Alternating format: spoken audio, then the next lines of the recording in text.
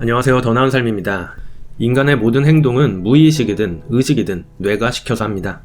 하지만 우리는 뇌에 대해 잘 알지 못합니다. 자기 자신이 객관적이고 합리적이며 똑똑하다고 생각합니다만 뇌의 기능에 의해 우리의 행동과 생각이 좌지우지 된다는 것을 알아채지 못하죠. 인간, 그리고 우리 자신을 더 잘 이해하기 위해서는 뇌의 작동 원리를 이해하는 것이 중요합니다.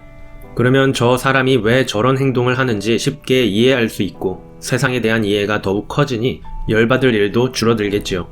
또 앞으로의 일어날 일들을 어느 정도 예측할 수 있는 통찰력을 가질 수도 있습니다.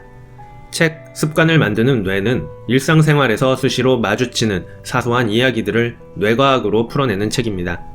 전문적인 수준의 뇌과학을 이해하는 건 어려운 일이지만 교양 차원에서 뇌에 대한 이해를 한다면 나 자신과 타인이 가진 사고와 습관에 대한 이해가 높아지고 뇌를 더 현명하게 활용할 수 있는 팁을 얻을 수 있습니다.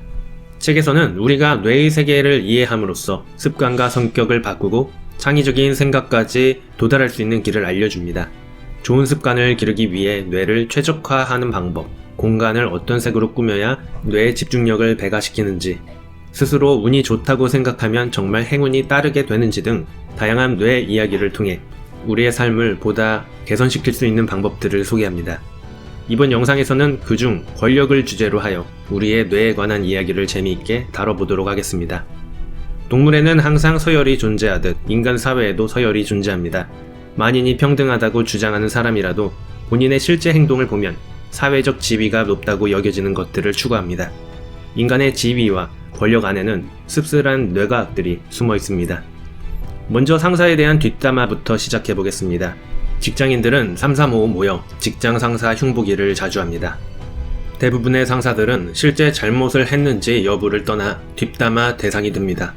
착한 상사면 찌질하다고 욕하고 못된 상사면 이기적이라 욕하지요.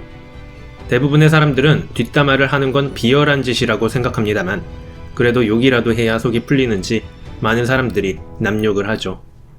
인간 본능은 5가지로 구분되는데 바로 생존, 성, 서열, 영역, 애착입니다. 그중 상사 뒷담화는 서열 본능과 관련됩니다. 서열이 높은 동물은 음식도 먼저 먹고 짝짓기에도 유리하며 스트레스를 덜 받고 편안한 삶을 삽니다. 동물들은 기를 쓰고 높은 서열로 올라가려고 합니다. 인간 역시 마찬가지로 서열을 높이거나 지키려고 노력합니다. 인간 세상에서의 서열은 일종의 지위감으로 표현되는데 이는 자신의 지위에 대한 심리적 만족감입니다. 그리고 이 지위가 위협받으면 스트레스 호르몬인 코르티솔이 급증하고 불안과 두려움에 시달립니다. 반면 지위감이 높아지면 도파민과 세로토닌 분비가 왕성해지고 코르티솔은 현저히 낮아집니다. 테스토스테론의 분비도 늘어나 강한 모습과 자신감이 드러납니다. 지위감은 인간 수명을 결정짓는 핵심 요인이기도 합니다. 지위감은 사회적 지위와 재산, 명예 등 눈에 보이는 물리적인 것과 눈에 보이지 않는 심리적인 것으로 나뉩니다. 인간은 심리적 지위감을 높이기 위해서 자기 자신을 과시하거나 손상된 지위감을 회복하기 위해 남을 헐뜯고 끌어내립니다. 사람들은 인스타그램, 페이스북과 같은 소셜미디어에 자기 자랑을 아주 열심히 하며 지위감이 낮아졌다고 느낄 때는 남을 헐뜯고 끌어내림으로써 손상된 지위감을 회복하려 합니다. 아무래도 자신의 지위를 올리는 것보다 남을 끌어내리는 건 너무 쉽습니다.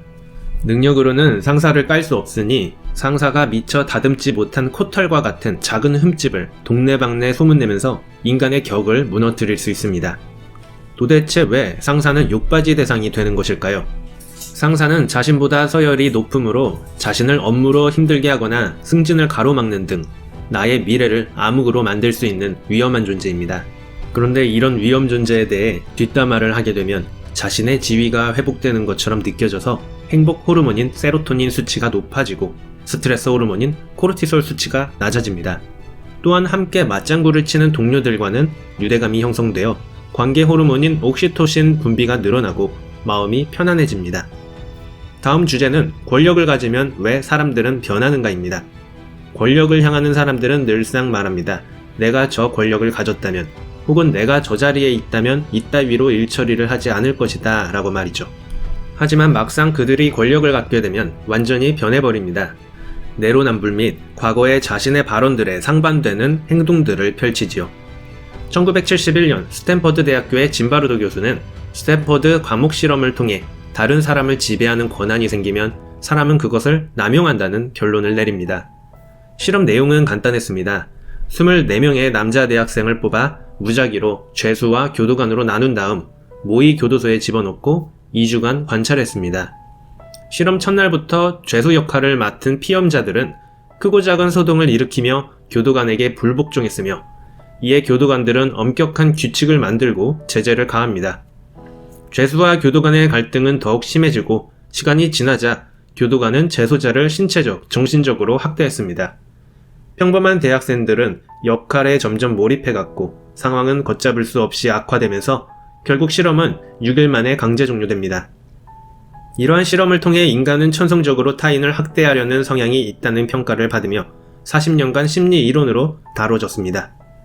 하지만 해당 실험은 거짓 연기였음을 폭로하는 내용들이 최근 언론에 공개되어 큰 충격을 가져왔는데요. 이 실험이 정말 가짜였는지 진짜였는지 여부는 짐바르도 교수만이 알겠지만 권력이 사람을 변하게 만들었다는 실험의 결론은 진실인 듯합니다. 실험이 진짜라면 권력은 사람을 변화시킨다는 기존 결론이 타당할 것이며 실험이 거짓이더라도 짐바르도 교수의 행위 자체가 학자로서의 권위와 그에 따른 권력을 손에 놓기 위해 잘못된 시도임을 알면서도 실험을 조작했으니 권력이 사람을 변화시켰다고도 볼 수 있겠죠. 사람들이 권력을 추구하는 것은 본능에 가깝습니다. 권력은 남성 호르몬 테스토스테론이 증가해 자신감이 충만하고 스트레스 호르몬인 코르티솔을 줄여 삶이 즐거워지며 수명이 늘어난다고 하니 말이죠. 하지만 권력이 커질수록 사람의 마음을 읽고 감정이입을 하는 뇌 안의 거울 체계가 망가지면서 공감 능력이 떨어집니다. 공감대를 형성하며 좋은 형님 같던 상사가 승진하면서 서서히 변해버리거나 국민들에게 소탈한 모습을 보이면서 공감대를 키워가던 정치인이 한 자리 차지하고 나서 변해버리는 현상은 뇌가 만드는 자연스러운 현상인 것입니다. 이런 사실을 미리 안다면 보다 현명한 대처가 가능합니다. 또한 나이가 들수록 이타심이 적어진다고도 합니다. 노인들이 텃세를 부리고 괜히 심술을 부리는 것도 뇌과학과 관련이 있다고 합니다. 영국에서의 한 연구 결과에 따르면 나이가 든 사람일수록 다른 사람의 감정과 의도를 파악하지 못할 가능성이 큰 것으로 나타났습니다. 연구진은 피험자들에게 연설자의 연설을 보면서 속임수나 설득의 의도를 파악해달라고 요청했지만 나이가 들수록 그 의도를 파악하는데 어려워했습니다. 재미있는 사실은 기억력 검사에서 높은 점수를 받은 사람이 연설자 의도를 파악하는 실험에서 높은 점수를 받았다는 것입니다. 이는 기억력이 높을수록 마음 읽기와 공감 능력이 뛰어나다는 것인데 그 이유는 두 기능 모두 뇌의 전전두엽에서 관장하기 때문입니다. 따라서 전두엽이 노화되어 기능이 현저히 떨어지면 다른 사람을 생각하기보다는 자기 편한 대로 행동할 가능성이 높습니다. 권력이나 높은 지위는 젊었을 때보다 나이가 들었을 때 갖게 됩니다. 젊었을 땐 타인을 생각해주고 공감대 형성을 잘하던 사람이라도 나이가 들다 보면 전전두엽이 노화되게 마련이고 타인을 생각하기보다는 자기 편한 대로 행동할 가능성이 높습니다.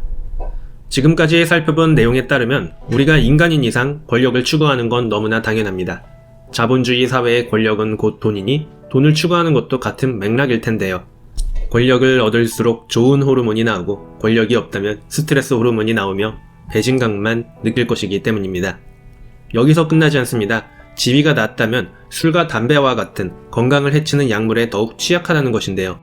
지위가 낮은 집단의 사람들은 평소 스트레스 요인을 달고 살아갑니다. 폭력, 경제적 쪼들림, 열등감과 패배감, 우울증과 불안은 지위가 낮은 자들에게 더욱 친숙합니다. 높은 지위를 가지면 즐거움과 쾌락을 느끼는 도파민의 분비가 늘어납니다. 자신을 따르는 사람이 많아지고 SNS에 사진 하나를 올려도 수천 개의 댓글이 달립니다. 하지만 지위가 낮은 사람에게는 아무도 관심을 주지 않으며 도통 도파민이 분비될 만한 일들이 생기질 않습니다. 그러다 보니 낮은 지위에 있는 사람은 쾌감을 느낄 만한 것들을 주위에서 찾게 되는데 가장 빠지기 쉬운 유혹이 바로 약물입니다. 외국이었으면 마약이 되겠지만 한국에서는 술과 담배가 그 자리를 대체합니다. 알코올 중독자 중 가난한 사람이 많은 것도 이 때문입니다. 성공한 사람들, 다시 말해 사회적 지위가 높은 사람은 상대적으로 지위가 낮은 사람을 부리면서 다양한 측면에서 인생의 즐거움을 느끼다 보니 약물 유혹에 빠지기 어렵죠. 지위가 낮은 사람들은 가뜩이나 행복 호르몬이 나올 일도 없는데 술과 담배로 일시적인 쾌락 호르몬을 추구하다 보니 몸과 마음은 더욱 상하게 됩니다. 지금까지 책 습관을 만드는 뇌를 통해 우리가 권력을 추구하는 이유, 사회적 지위에 따른 차이 등에 대해서 알아보았습니다. 팀장이 되면서 임원이 되면서 확 바뀌어버린 사람들을 보며 사람들은 그들을 욕하거나 불쌍해하거나 저주합니다. 평범하고 소탈한 모습에 반해 뽑아준 정치인들은 권력 맛을 보면서 완전히 변해버리는 것, 뇌과학에 따르면 너무나 당연한 이야기가 되겠죠.